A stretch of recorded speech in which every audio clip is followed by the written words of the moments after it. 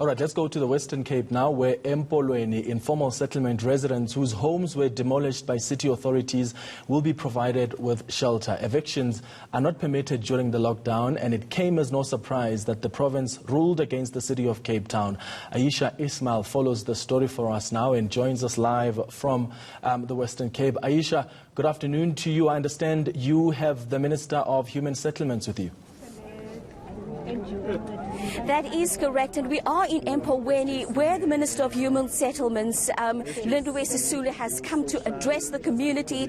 She's come to tell them about the court ruling and about the implications of the court ruling. She's also spoken to them about COVID-19 and how people should adhere to the rules and regulations of the lockdown. But yes, I am joined by the Minister. Minister, you were earlier addressing the community. What relief are you giving to this particular community? Okay, this is a community that was on our screens a little earlier on in the week, having been evicted, and I got a call from the MMC indicating that he was in distress over what to do about the situation. So I came over to interact with everybody so as to get a clearer picture of what was happening. In the meantime, the community had taken the municipality to court. They were assisted by an NGO called Sifunukwazi and assisted by an NGO called Social Justice for All. And they took the matter to the courts.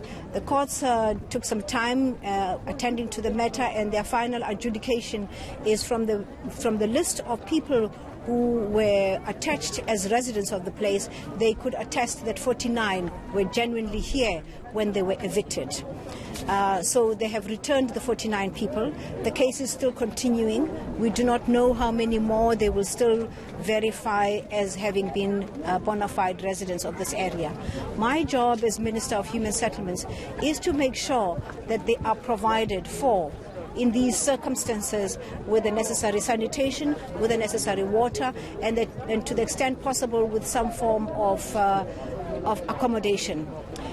We've been very lucky to get Gift of the Givers provide us with 100 tents, which we're using right now. And as we progress, we are hoping that we will be able to put up some form of shelter for those that have been cleared by the courts. And I've been talking to the residents to indicate to them that in terms of the regulations that we have now, invasion is absolutely illegal.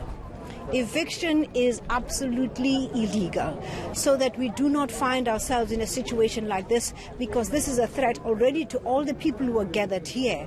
And therefore we want to make sure that we can get the message straight to them and at the same time provide them with the support that is necessary for them.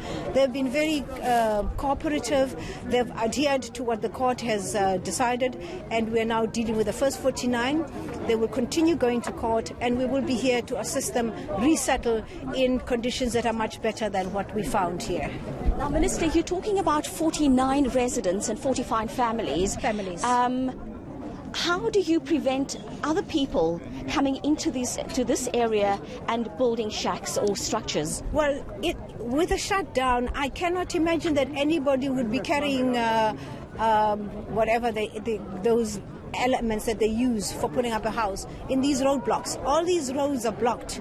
So I would wonder what the police would be doing for these people to come in here. And therefore, I will be talking to the police to find out if there was an invasion here, where were they during a lockdown? But if in fact there wasn't an invasion and there was an eviction, which we all saw, I would want them to understand that their responsibility is to make sure we do not have another invasion. Nobody is allowed to move around. You've been stopped at every stop and checked, and so too would anybody around here be stopped and checked. So we would like the police to police this area, but we will talk to the necessary authorities to make sure it doesn't happen again. And then, Minister, just with regards to the evictions that took place in Johannesburg, what is your comment on that? Well, I heard about it after I had come here, and I am returning to Johannesburg tomorrow. and I'll attend to that matter when I get there. But I am certain there is an administration there. We have the Johannesburg government, the Gauteng government there. They're probably taking care of it as we continue. This one I was called directly, and I came to intervene, and it was the first in-your-face kind of eviction, and it didn't augur well. So I needed to come here. By the time I get to Gauteng, I am certain that I will have some kind of explanation why the situation is as it is. But we are wanting to stop any invasion of land. We're wanting to stop any evacuation of people. Because we are hearing that the people that have been evicted, they are protesting already, and they're calling for you to come and speak to them. Which ones are these? In Johannesburg? In Johannesburg, ma'am. Yes, I will use this opportunity to say I'm in Cape Town right now. It takes 18 or so hours to drive to Johannesburg. I will get there sometime.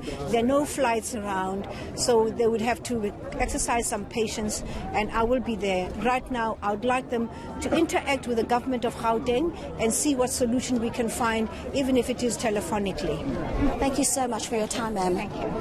And that was the Minister of Human Settlements, Lindiwe Sisulu, here in Empolweni, just next to Khayelitsha.